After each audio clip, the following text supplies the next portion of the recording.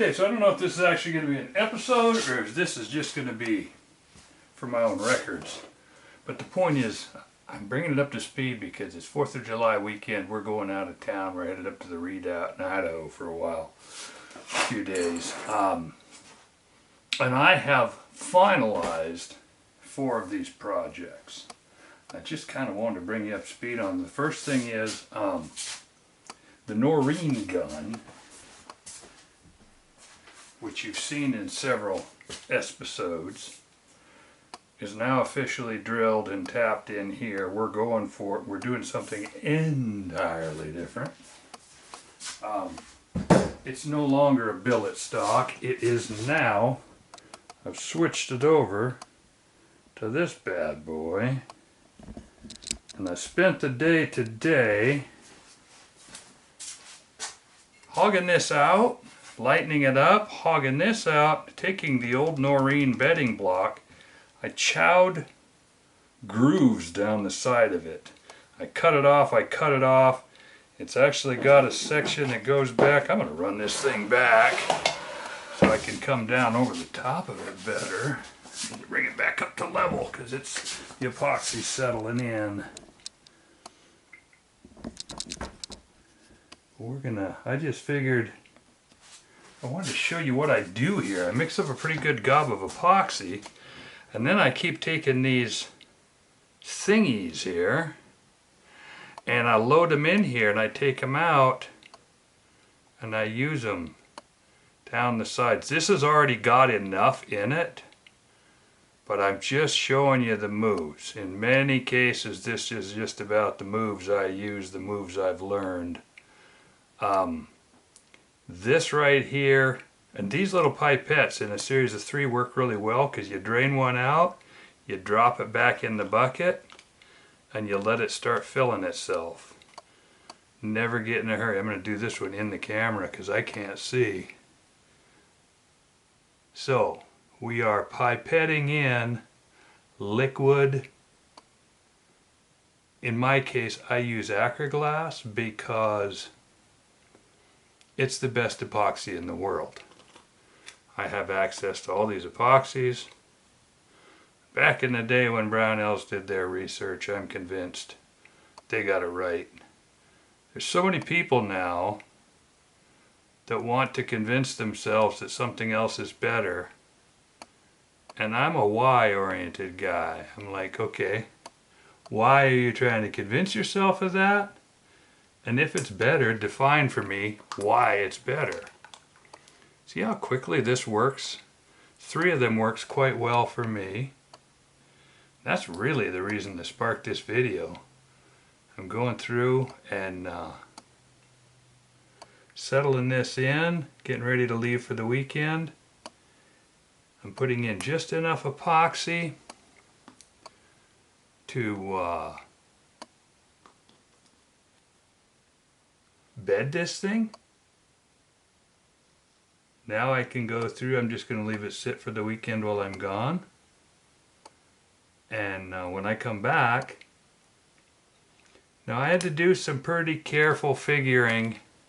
I actually mocked up the barrel and everything, and I pre-bedded this block in here.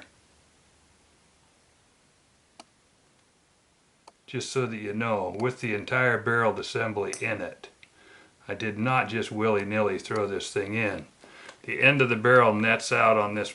When I drop it into this block, it's going to be within 4 or 5 thousandths of dead straight out at the muzzle end to the stock itself. I inletted the stock. I chose a center line.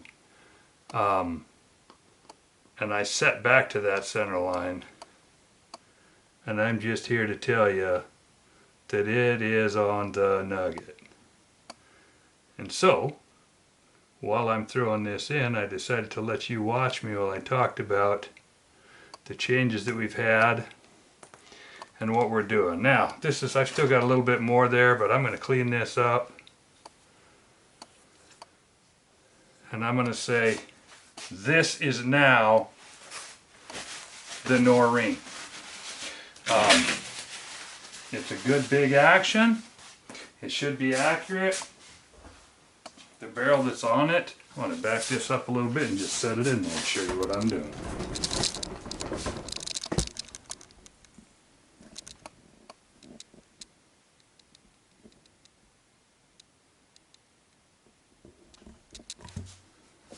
We are going to be shooting here shortly, and once we start doing that, I want to have all of this kind of stuff taken care of so I don't have to explain what I've got and what I'm doing.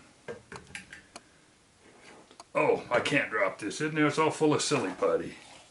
But it lays in there nicely. About like that. It sits down pretty fleshy halfway down the barrel channel. And I'm going to set this aside just because all it's doing is getting hard.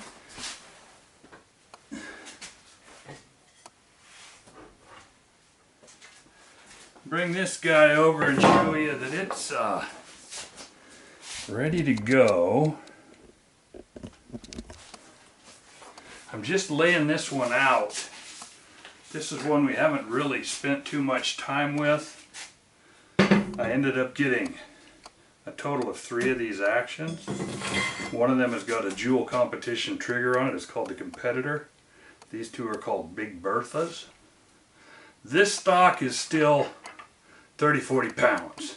All I'm doing is laying it out right now. When I say, what I mean by laying it out is I'm doing this kind of stuff, gridding it out so that I can decide what I want for feel in here. I've got my fitments. I've got all my safeties right here. It works.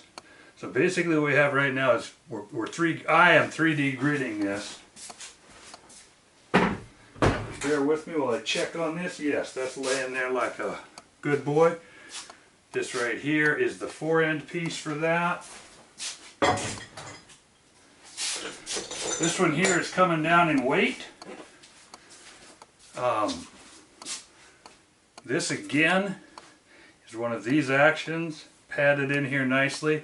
I've been knocking this buttstock out of here, built a keel, gonna have to do some mudding. This is all hollowed out in here. I don't know if you can see it or not. This doesn't sit perfectly in the stock. It's not as deep as I'd like, but the weight's getting down there. And this is a billet. This is a billet gun. And in the meantime, the one I've been shooting, the one that I've been doing my testing with, is my very first one. And this is the way it's configured now. It ain't pretty, but it's now got a butt pad. It's comfortable enough to get into. In the interest of the 15-pound thing, which is 16 something now, I'm getting close as far as how much I can take off. I got a little bitty scope on here, a little 6.5 to 20 loophole. It's a tested and proven thing. I've changed the way the shroud assembly comes together here because I shortened it up just a little bit.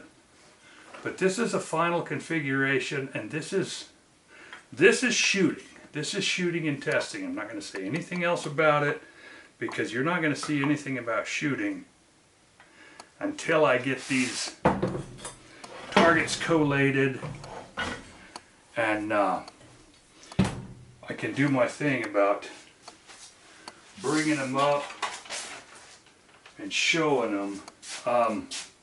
There's a few things I noted here that I want to talk about. Milling fiberglass.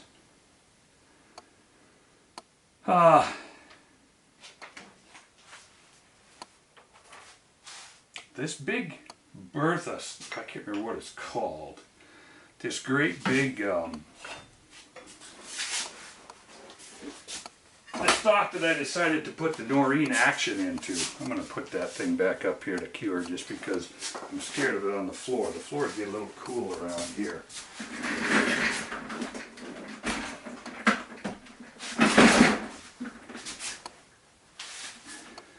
So this guy right here again, I'm going to put it back up in the picture so I can check it for level.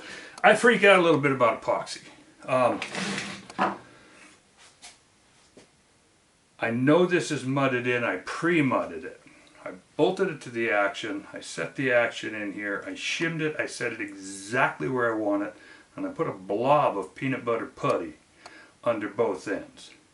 what I refer to as peanut butter putty is Acroglass gel.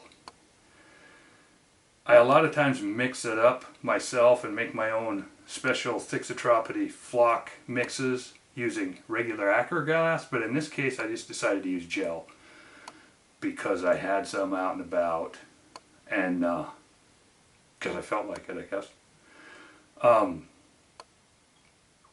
So that's what we're doing. I just mudded the ends in, and now what I was showing you today is I'm running it in underneath this block all the way around, and I'm looking in here right now. I can peek with my phone. As I said, if this bores you, I'm sorry. This is for my records so I can leave for the weekend and know absolutely where I'm at. I got no leakage coming up through. I got full permeation going around here.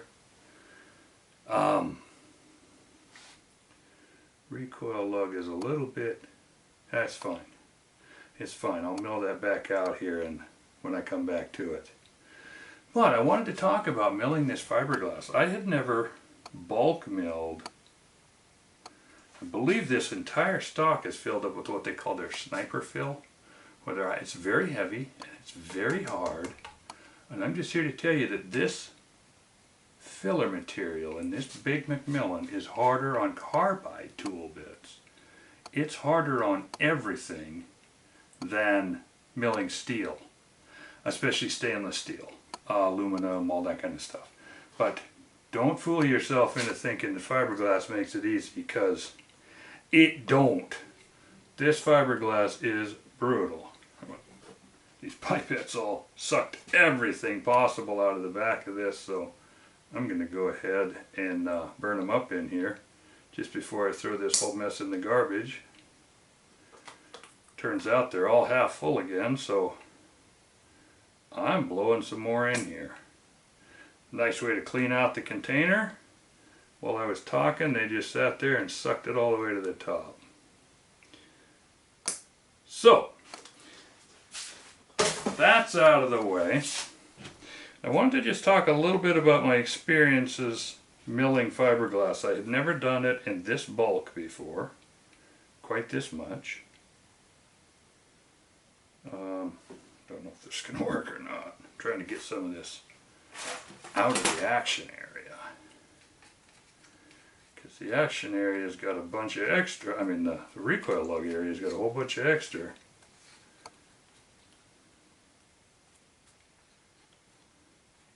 I don't really need it there.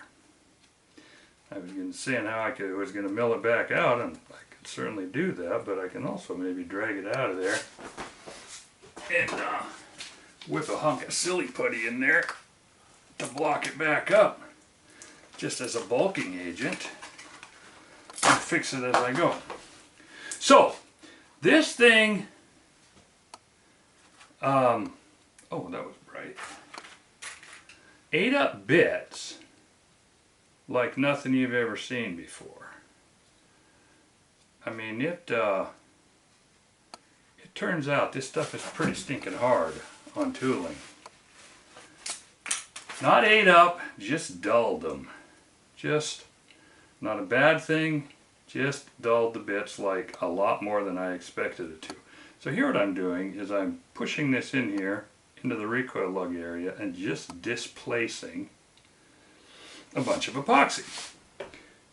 And it might be interesting to some. It's just a great use of silly putty. I can mash it down in here into the pool of stuff that I'm trying to displace, and it displaces it.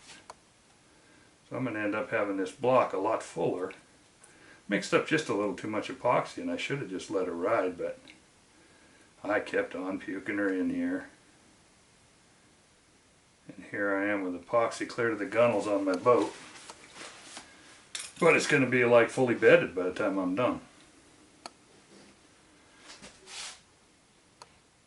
The other thing that I wanted to mention for all of you who do your own gunsmithing, and let's say you have a Bridgeport, I wanted to talk about the fact that when I was milling this epoxy out, I vacuumed, but some of the time I didn't vacuum. Some of this bulk stuff, actually it was when I was working back in here, the vacuum was getting hard to work around. I wanted to be able to see, so I just let the stuff billow up and build around here, and it was kind of blowing in the air. I put on a mask. Before you think I'm just arbitrarily sucking fiberglass into my face, I'm not. Not that any of you would care, but if you do, I care about you, so I'm going to say, don't let the fiberglass go in your head.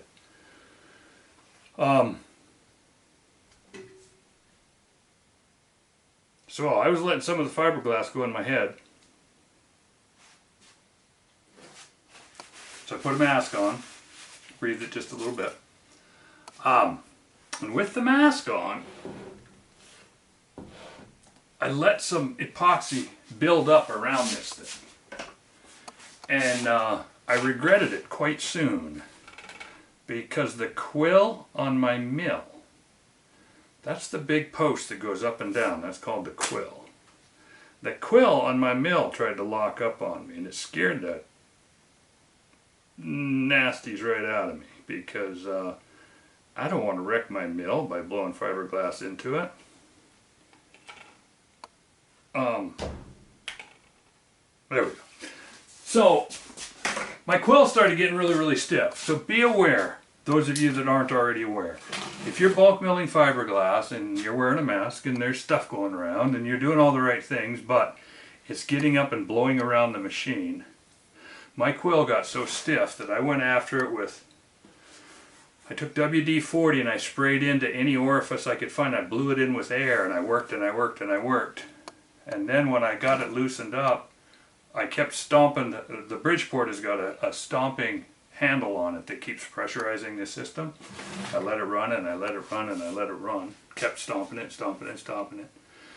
And then when I got the quill freed up some, I ran it all the way to the bottom as far as I could get, because what had happened is I believe the fiberglass dust was sticking to the quill as I'm going down and up, and I pulled it back up into the machine, and it must be almost microscopic because I couldn't really see it.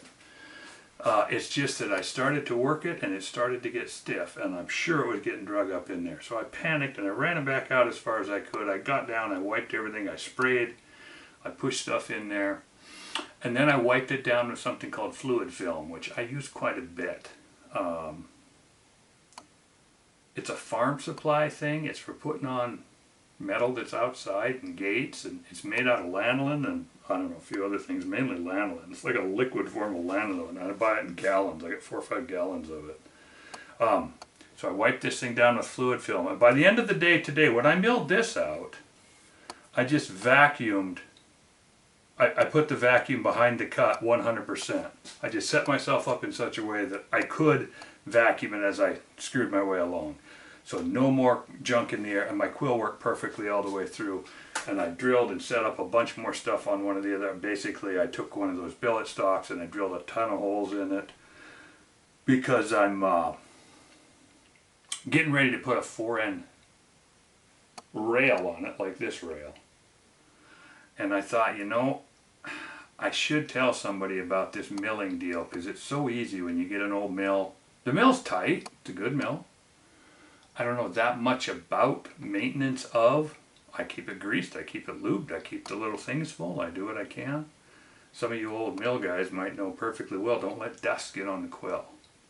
Well, that's something I wasn't really cognizant of, and now I am when my quill pretty much hung up. And the fact that it's fiberglass, the reason I tied this whole thing together is I'm finding that fiberglass dulls, milling fiberglass dulls milling bits in seconds, minutes at best.